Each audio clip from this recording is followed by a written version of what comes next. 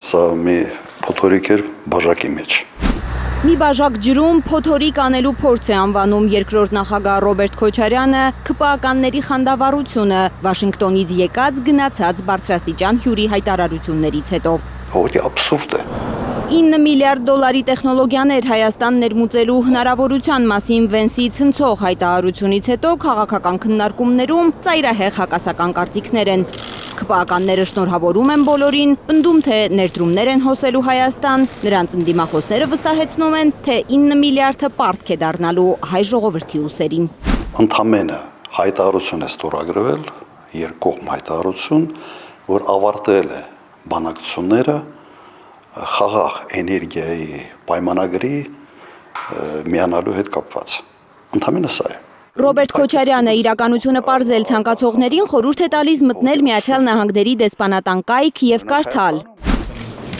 Վենս-Փաշինյան հանդիպումից հետո ընդամենը ստորագրվել է միջուկային էներգիայի խաղաղ նպատակներով օգտագործման ոլորտում Հայաստանի եւ Միացյալ Նահանգների կառավարությունների միջև համագործակցության մասին համաձայնագրի շուրջ բանակցությունների ավարտի վերաբերյալ համատեղ հայտարարություն։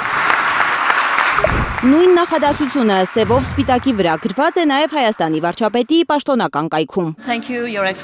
Այսինքն, անգամ միջուկային էներգիայի խաղաղ նպատակներով օգտագործման պայմանագիրը չի ստորագրվել, պարզապես ավարտվել են բանակցությունները։ Հիմա լավ է, որ ստորագրել ենք, այո լավ է։ Հիմա մի լրացիչ պայմանագիր է, որի մենք անդամ ենք դառնում։ Բայց դա չի նշանակում ոչ ներդրում, չի նշանակում որևէ այլ բան։ Նմանատիպ պայմանագիր Միացյալ Նահանգները ստորագրել է 26 երկրի, այդ թվում Ռուսաստանի հետ։ Որևէ նաև խոստում չի նշանակում, որ ատոմակայան կկառուցվի Հայաստանի Հանրապետությունում։ Վենսի հայտարարությունները համադրելով Քոչարյանը բացատրում է, Միացյալ Նահանգների փոխնախագահը ընդամենը ասել է, որ եթե ամեն բան նախատեսվածի պես շարունակվի, արդյունքը կլինի ամերիկյան ատոմակայանի վաճառքը Հայաստանին։ Սա միայն, այսպես ասենք, հնարավորություն է բացում Հայաստանի Հանրապետության համար գնել այդպիսի պրոյեկտ Միացյալ Նահանգներից։ Ինքը ընդամենը, այսպես ասենք, առաջ էր մղում Միացյալ Նահանգների տեխնոլոգիան ատոմային։ Եվ լավ է անում, եւ իսկապես յուրաքանչյուր երկրի ղեկավար պետք է փորձի իր երկրի տեխնոլոգիաները հնարավորին առաջ մղել դրսի շուկաներում։ Այդ մեր իշխանությունն է, որ երկրորդ նախագահի խոսքով մանիպուլացնում ու խաբում է ժողովրդին, ընտրություններից 4 ամիս առաջ փորձելով 20,000 ծայրահեղ աղքատ քաղաքացի ունեցող երկրին կերակրել 9 միլիարդ դոլարի մասին հեքիաթով։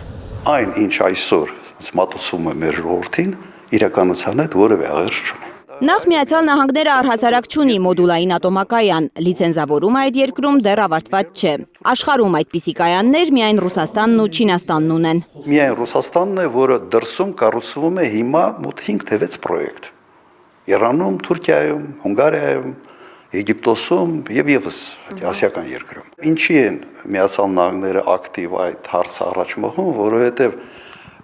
այդ ոլորտում իրենք բավական հետ են մնացել։ Միացյալ Նահանգների ատոմային էներգետիկան Միացյալ Նահանգների չափազանց թանկ է։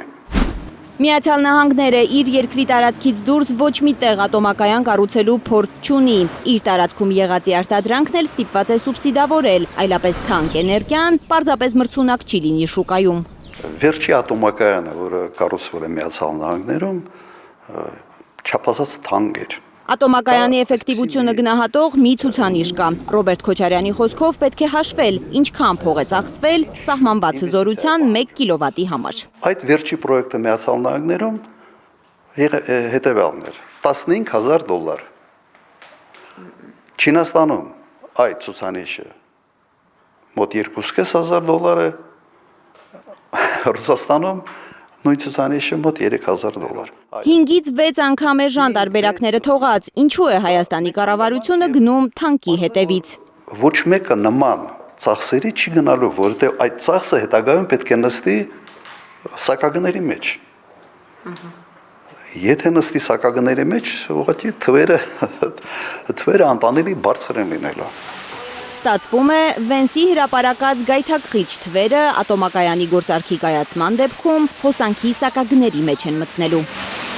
9 միլիարդը Հայաստանի բնակչության թվին 3 միլիոնի է բաժանվելու, ամեն մեկիս ուսերին ավելացնելով $3000 պարտք, ընտանիքի հաշվով $12000։ Այո, սա բարեգործություն չի, սա բիզնես է լինելու։ Եթե այդ խոշոր ներդրման վերադարձը պետք է ապահովվի, ենթադրենք 8 տարվա ընթացքում, տարեկան $1500 լրացուցիչ սակագնային բեռ է լինելու ամեն մեկիս ուսերին։ Եթե հնարավորություն ունես կառուցել 5 անգամ էժան եւ ստանալ նույն հզորությունը, նույն որակյալ էլեկտրոէներգիան եւ անվտանգ, սա նշանակում է դու մեր քաղաքացիների վրա այդ բեռը 5 անգամ ավելի քիչ ես դնում։ Դա եւ փորձի Երկրորդ նախագահը, որ ինժեներական կրթություն ունի, այս թեմային լավ է սկսել տիրապետել իր կառավարման տարիներին, նախագահին կից գործած ատոմային էներգիայի անվտանգության խորհրդի անդամների հետ շփվելով։ Ես չէի ստեղծել այդ խորհուրդը, դեռ Պետրոսյանի ժամանակ էր ստեղծված 96 թվականին, բայց ես ակտիվ զբաղվում էի դրանով։ Աշխարհի լավագույն մասնագետներից կազմված խորհրդի հետ ակտիվ շփումների նպատակն է եղել հասկանալ, ինչպես կարելի է երաշխավորել ատոմակայանի անվտանգությունը։ Հիմա երկրորդ նախագահը խիստ անհանգստանում է, երբ լսում է գործող նախարարների վտանգավոր հայտարարությունները։ Նախարարը կոնկրետ ասում է հետևյալը, որ մոդուլային էլեկտրոէներգիան հնարավորություն կտա ցերեկվա, գիշերվա ռեժիմները կարգավորել։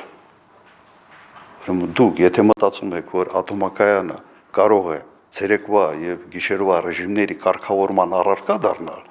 ուրեմն դու պայթեցնելու ես այդ ատոմակայանը, ուղղակի աբսուրդ է։ Երկրորդ նախագահը ուրիշ բացատրություն չունի։ Պայմանագրեր թափահարելով, շշմելու թվերի շիլաշփոթ ստեղծելով, Նիկոլ Փաշինյանն ու թիմակիցները ընդամենը նախընտրական աղմուկ են անում, որպեսզի լռություն չմնա սթափ դատողության համար։ Լարա Արաքելյան, Նորայր Շարբաթյան, Հենրիկ Համազասպյան, Արմեն Ապրեսյան, Հայլուշ։ Հայաստանում ու աշխարհում տեղի ունեցող իրադարձությունների մասին առաջինն իմանալու համար բաժանորդագրվեք մեր ալիքին, սեղմեք զանգակը, որ բաց չթողնեք ամենահրատապը, կարևորն ու հետաքրքիրը։